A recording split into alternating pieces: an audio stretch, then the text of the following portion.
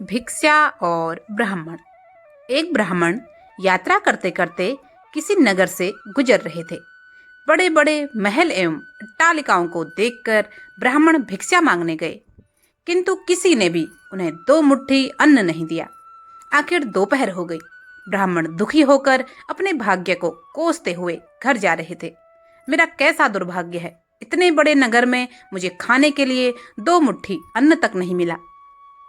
रोटी बनाकर खाने के लिए 2 मुट्ठी आटा तक नहीं मिला। इतने में एक सिद्ध संत की निगाह उन पर पड़ी। उन्होंने ब्राह्मण की बड़बड़ाहट सुन ली।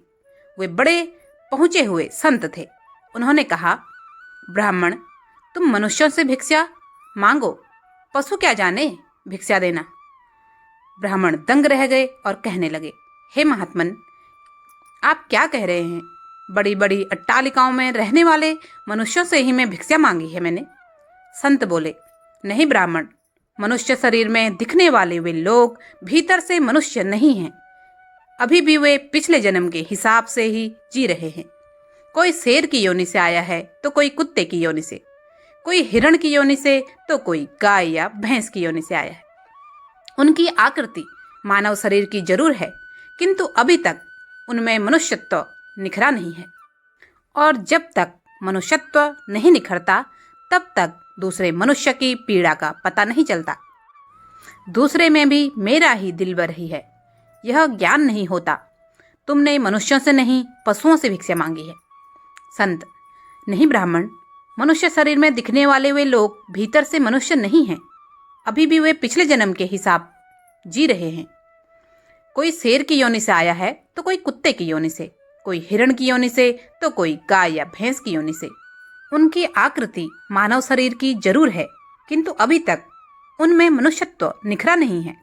और जब तक मनुष्यत्व नहीं निखरता, तब तक दूसरे मनुष्य की पीड़ा का पता नहीं चलता।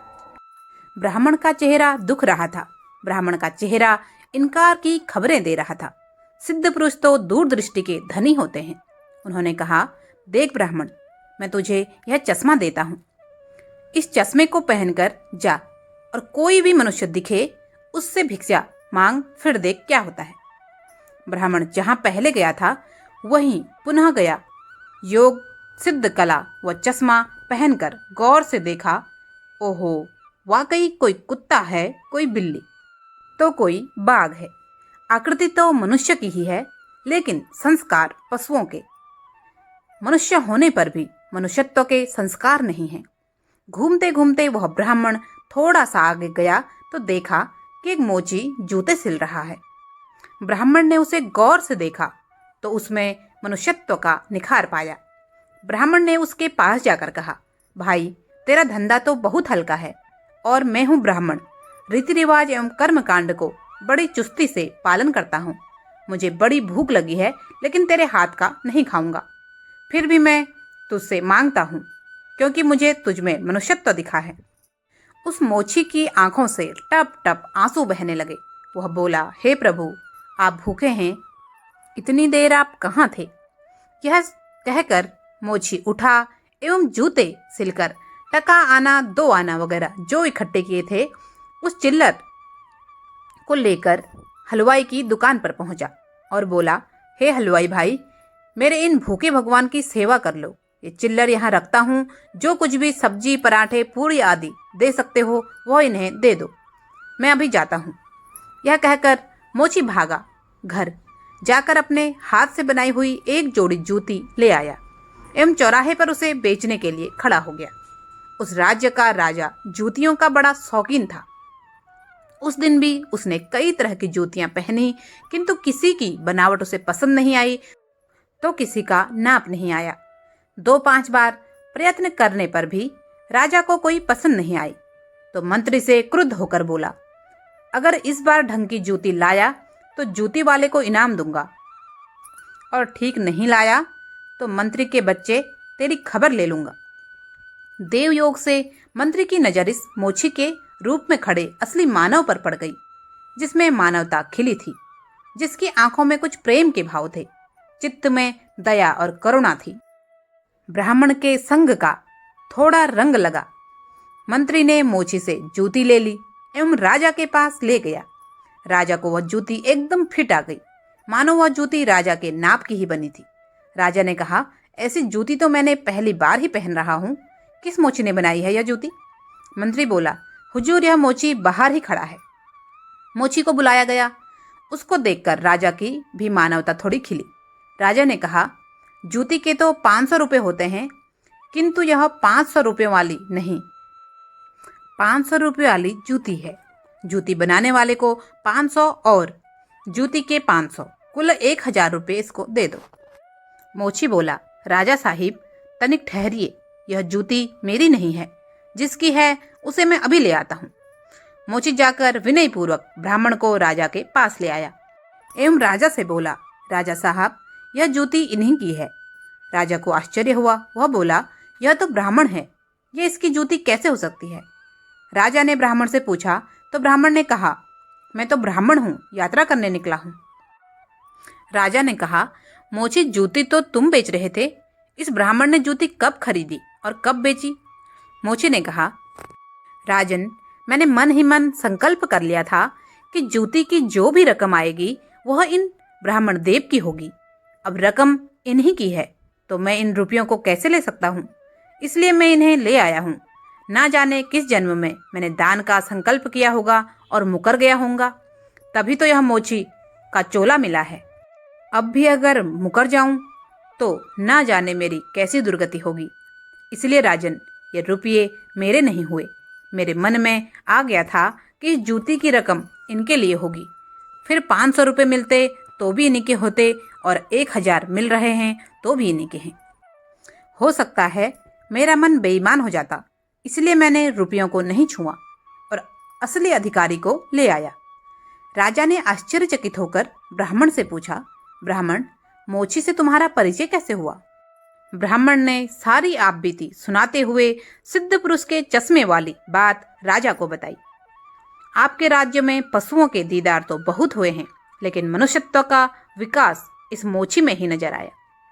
राजा ने कौतूहलवश कहा, लाओ वह चश्मा जरा हम भी तो देखें। राजा ने चश्मा लगाकर देखा तो दरबारियों में उन्हें कोई सियार दिखा तो कोई हिरन, कोई बंदर दिखा तो कोई रीछ। राजा दंग रह गया कि यह तो पशुओं का दरबार भरा पड़ा है। उसे हुआ कि ये सब पशु हैं तो मैं कौन हूँ। उसने आईना मंगवाया एवं उसमें अपना चेहरा देखा तो उसको जंगल का राजा शेर दिखाई दिया। उसके आश्चर्य की सीमा न रही। ये सारे जंगल के प्राणी और मैं जंगल का राजा शेर, यहाँ भी इनका राजा बना बैठा हूँ। राजा ने कहा, ब्राह्मण देव, योगी महाराज का यह चश्मा तो बड़ा गजब का है। वो योगी महाराज कहाँ होंगे? ब्राह्मण, वे तो कहीं चले गए। ऐसे महापुरुष कभी कभी ही और बड़ी कठिनाई से मिलते हैं। श्रद्धावान ही ऐसे महापुरुषों से लाभ उठा पाते हैं। बाकी तो जो मनुष्य के चोले में पशु के समान हैं, वे महापुरुष के निकट रहकर भी अपनी पशुता नहीं छोड़ पाते। ब्राह्मण ने आगे कहा, राजन, अब तो बिना चश्मे के भी मनुष्य को परखा जा सकता है। व्यक्ति के व्यवहार को देखकर ही पता चल सकता है कि वह किस योनि से आया है।